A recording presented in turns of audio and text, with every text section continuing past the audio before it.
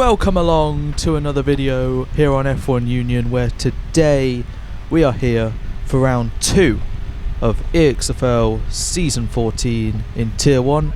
We're here at China for the Chinese Grand Prix, where we're gearing up for our first run then here in qualifying, exiting the penultimate corner.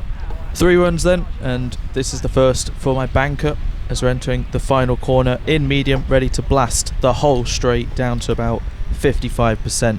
So we're starting the lap then, as we're just making sure the engineer stays quiet so we don't get any interruptions as we stop blasting, diving into turn 1 then, making our way down through the gears one by one, third, second, get it turned in on the apex, and then we swing it left and get on the power as soon as possible into third. Once we're comfortable, start blasting, put the straight mode on, coming up down to about 70% as we begin the lifting and then the braking at the end of sector 1 into the hairpin. 24-0 as we go slightly wider than I would have wanted to. Back on the power, blasting back up, put it into medium, downshifting, putting into none, and carrying the speed around and letting the battery top back up as we save into the slow double left, back into medium on the apex, which took quite a while to get right in practice. Blasting a little straight mode and once again lifting to get the battery we need for the back straight. 51.9 once again hasn't been tidy with the heavy brakings as we go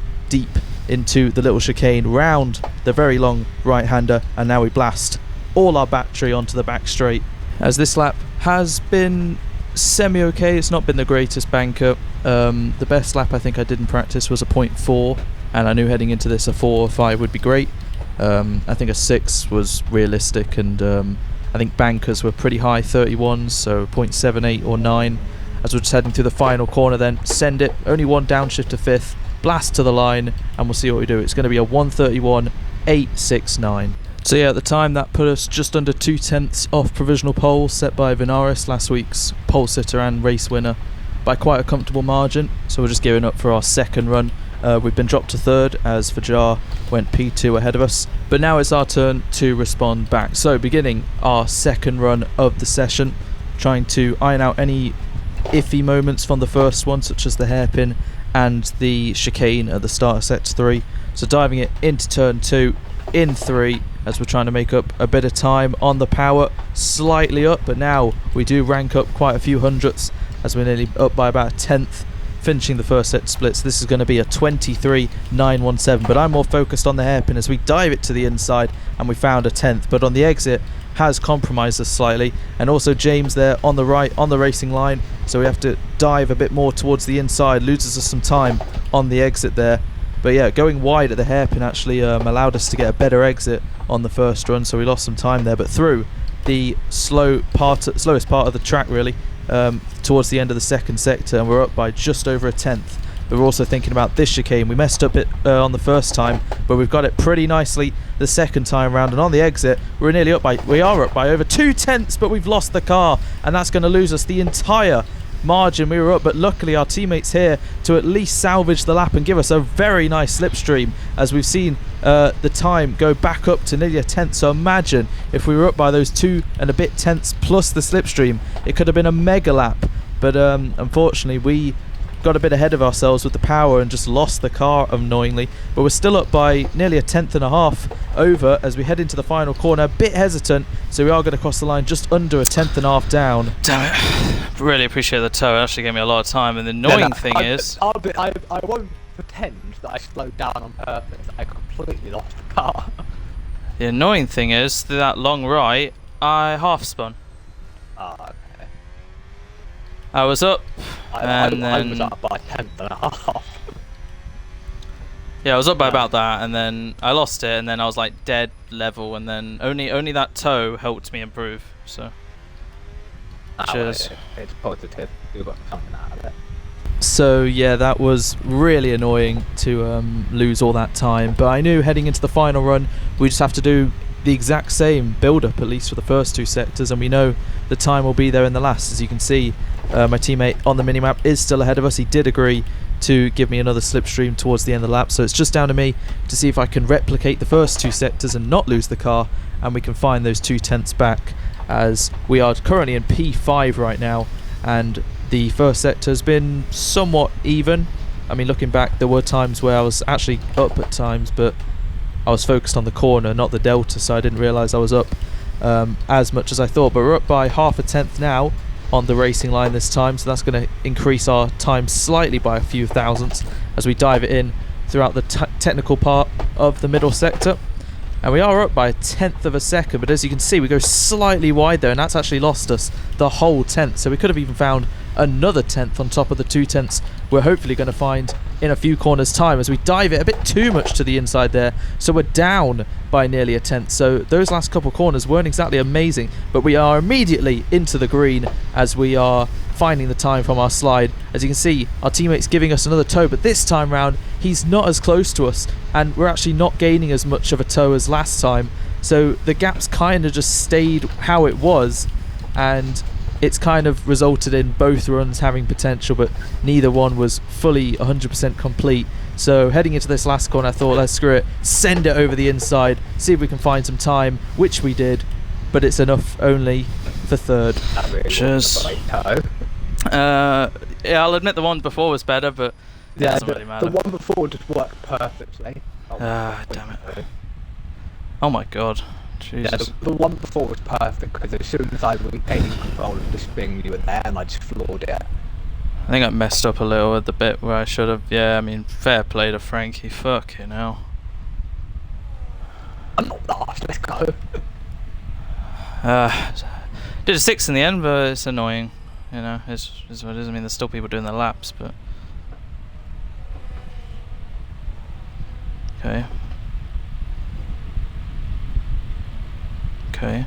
So in the end, we managed to qualify 5th. Yeah, not the greatest of qualifyings execution-wise. We knew the time was there for definitely a 5, maybe a 4. But I mean, look at the Audis. They locked out the front rows with a 0.2 and a 0.3. I don't think I was getting really anywhere near that. So I think 3rd was the best we could have done. But on to the race then. We're just finishing the end of the formation lap as we'll slot into our grid slot. I think we were like 1.4 in the green for the first race, so this time I had to make sure we get as close as possible in the purple as we stop the car, and it's a 0.2 meter parking, which is pretty good, as we're just going to wait for the rest of the cars on the grid, and we'll begin the start of round 2 of the season. We are going to have to watch ourselves from those behind. We see Fire ahead on the hards, could be an opportunity to get him, but we're just waiting for the 5 red lights to signal the start of round 2 here in China. Lights out, and away we go. It's a semi-okay start. We haven't exactly got anyone in our sights in front, but James right behind us looks to the inside, and he's going to try and take us as we have to hang it round the outside. He looks to the inside of Fire, and all of a sudden Chris arrives from nowhere in the Williams, but we managed to stay in front of him as Fire is now going to go wide to defend from James. That allows us to the inside to get back in front of the RB, but it's still not done as we head onto the hairpin, as he's going to look to the inside, so we have to try and find a little gap, which we see to Fire, so we go deep round the outside, and it's actually good we did that, because looking back on the race, James would have wiped us out, I think, if we had have not gone as deep, but we're still defending from the RB, going wide to not give him a chance on the dirty outside part, and we block his chances of getting up into 5th as we're all over the back of Fire, but we've managed to maintain position just like the 4 ahead of us have.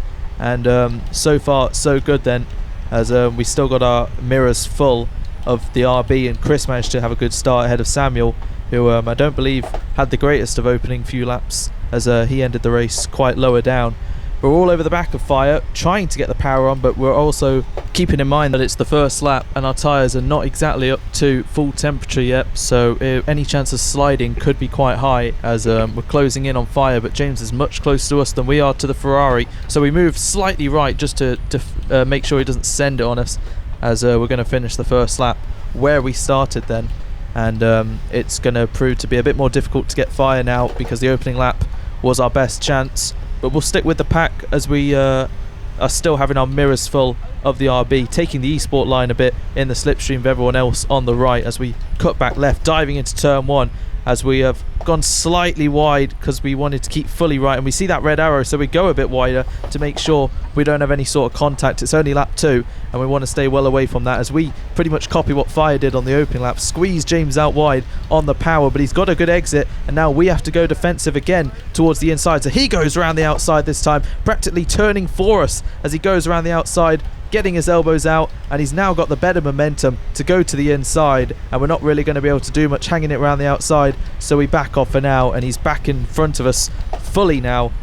So we've dropped to 6th, and now we're just going to try and stick with him, as we're going to cut to a few laps later, and we've actually gone outside of a second of the pack now. Our race pace just wasn't exactly as good as those around us, at least in the first stint with the mediums, as we have Chris all over the back of us, actually looking to the inside, so we block him off, as there was a bit of a risk with the arrow being red, but we managed to stay ahead of him for now.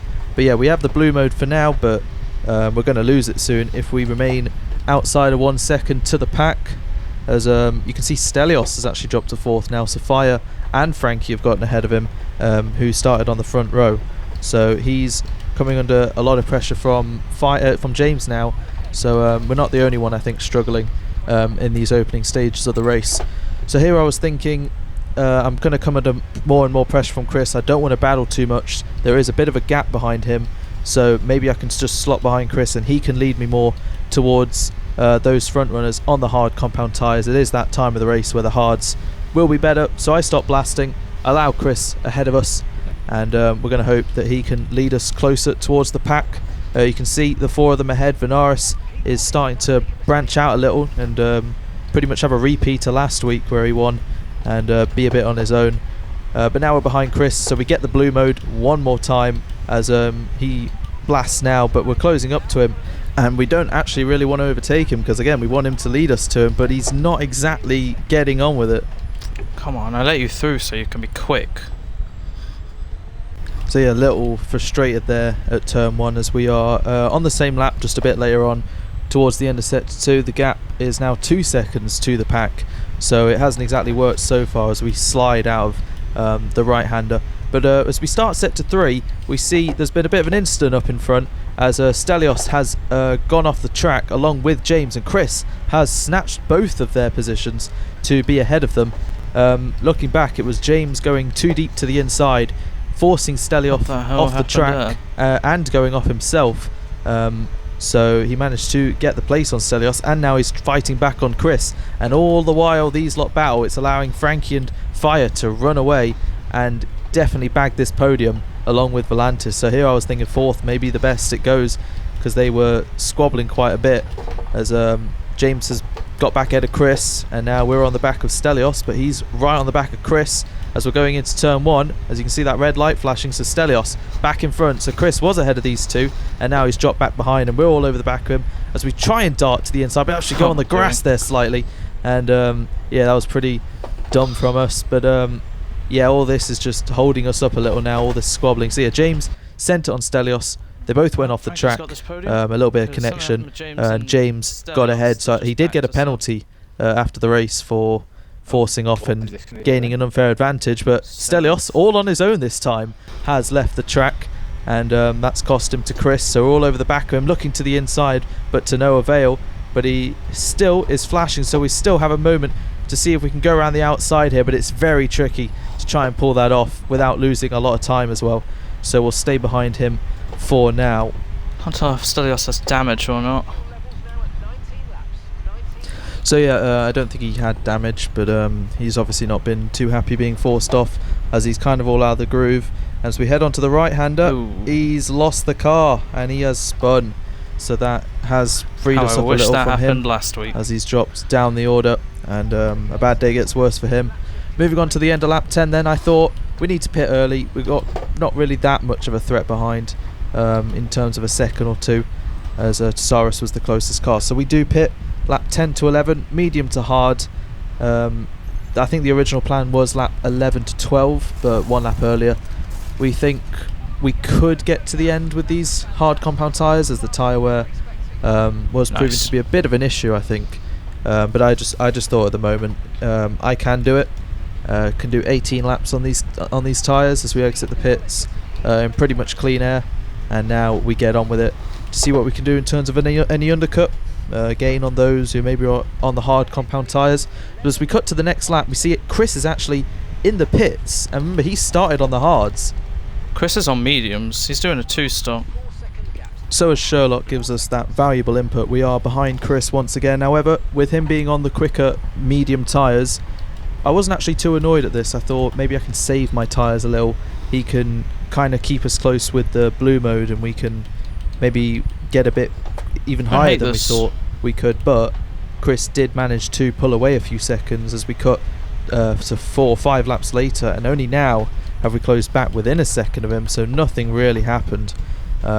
And I was actually, instead of saving the tyres, pushing the tyres a little much just to stick with him, and that proved to not be the greatest decision, as well, we had to do 18 laps on these hards to get to the end, and we're approaching pretty much halfway on that stint. As you can see, Fire's pitted to mediums because he started on the hards, and he is doing the 1-stop, so I knew he would be closing up to us sooner or later. So I was thinking Chris has to pit one more time, so we are in at third at the moment, as something happened to James and Stelios again while all that was happening, which ended up with James retiring in the pit lane. But now we know we've got to get Chris, so we're looking to the inside line now at the hairpin. We dive it to the inside, and he goes for a switch back on us, so we have to make sure we get good momentum, as our tyres are starting to become a bit better than his mediums now. So to the inside, we managed to get ahead, but once again Chris will not give it up, as he's going to try and hang it round the outside, but again, there's not that much grip there. We go a bit wide just in case of any sort of move,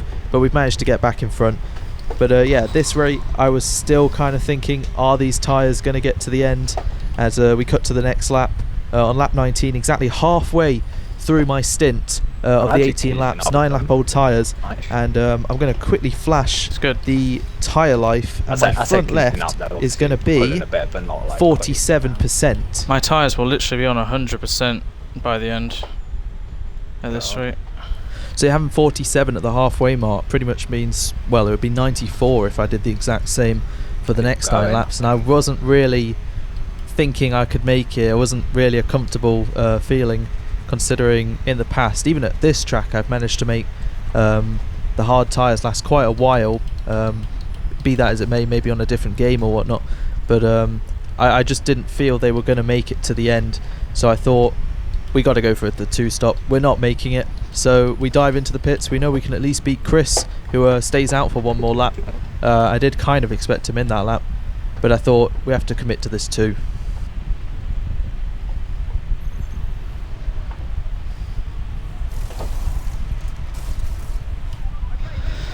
In hindsight, should have pitted a couple laps earlier, but I didn't know I was on a 2, so yeah, that's trouble. Just watch out on me pit exit. Yeah. That was our last stop. No more scheduled pit stops. Let's go. That worked out very well. So a late change of strategy, a bit late into the race, as Chris, the following lap, has pitted, and he comes out behind my teammate. So I did ask maybe hold him up a little, but I was pretty confident that I would still beat Chris. We were on pretty much both new tyres, me on the hards, him on the mediums. As we're just cutting to the top left leaderboard, you can see Dan and Stelios are ahead of me. They were about 13 to 10ish seconds ahead on that lap. But as we close to the final few laps, we can see I'm gaining a lot on both of them. Stelios is gaining on Dan, so they're both going to be squabbling a little. As with just 2 and a bit laps to go, we cut to me being 3.3 off Stelios, who's right on the back of Dan. So we are pushing as hard as we can to try and gain back what we lost. We were running in third when we made the pit stop. We knew Fire would get us, so we knew fourth was probably the best we were getting today.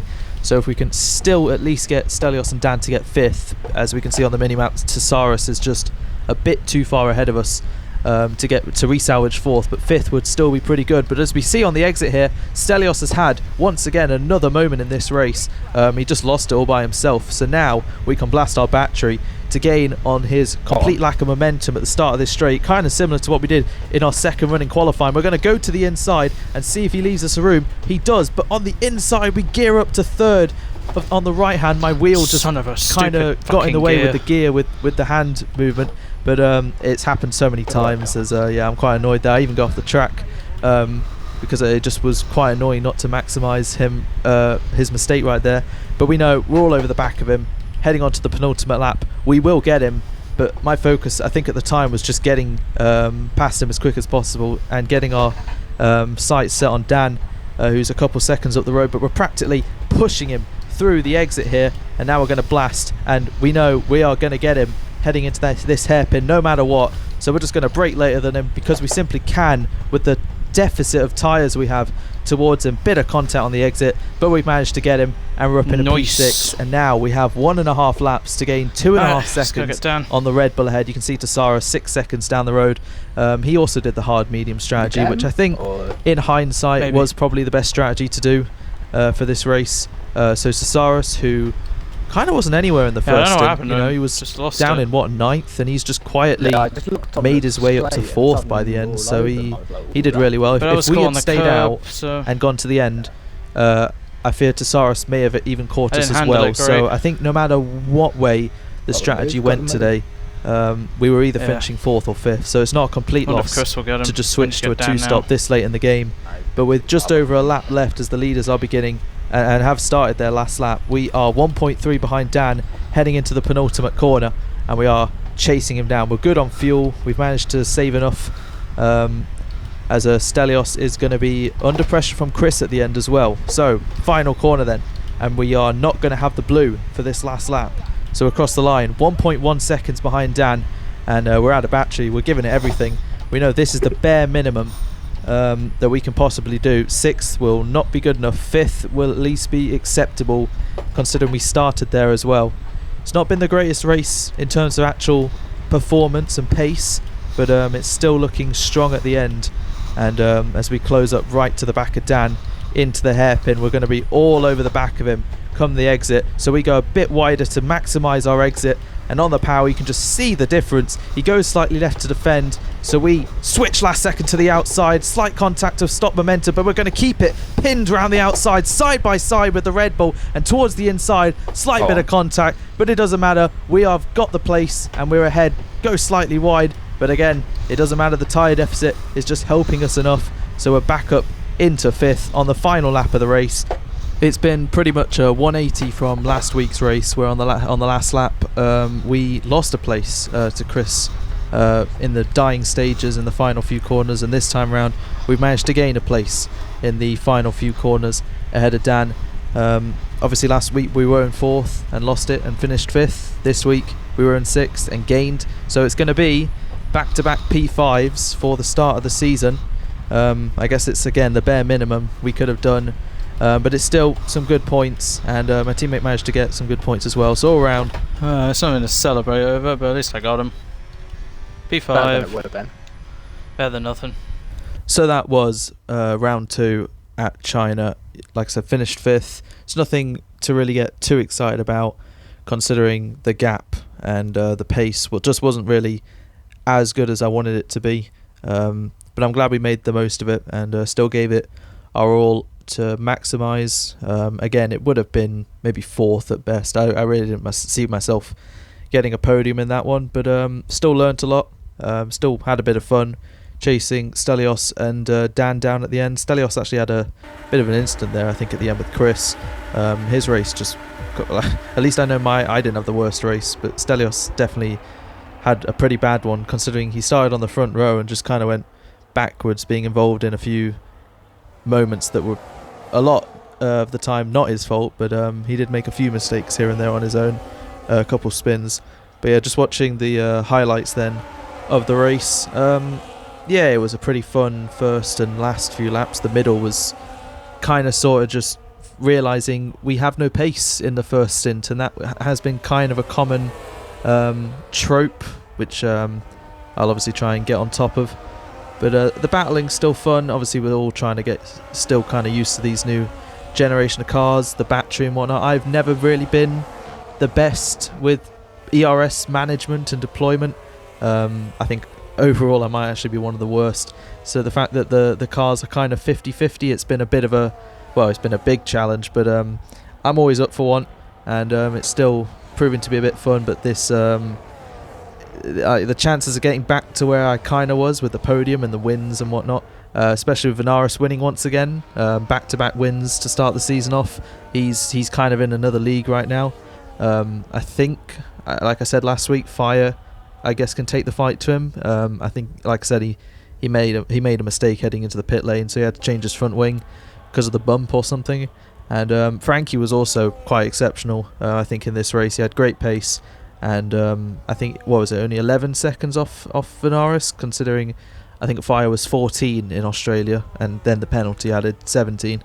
But yeah, we have a lot to do. I mean, the race is coming up. Japan next week should be a little better on the tyres. Miami the week after might be in a similar boat, just depends, because the prolonged, really long, like left-hander at the end of sector 1 or spoon or whatnot. But yeah, we'll see how those go. For now, it's not been the worst start ever to a season. It's still been very consistent, 2 top 5 finishes, and I'll hopefully, obviously, be trying to get more next time out in Japan. So that has been it for round 2, and I'll see you in 1 week's time for round 3 at Suzuka.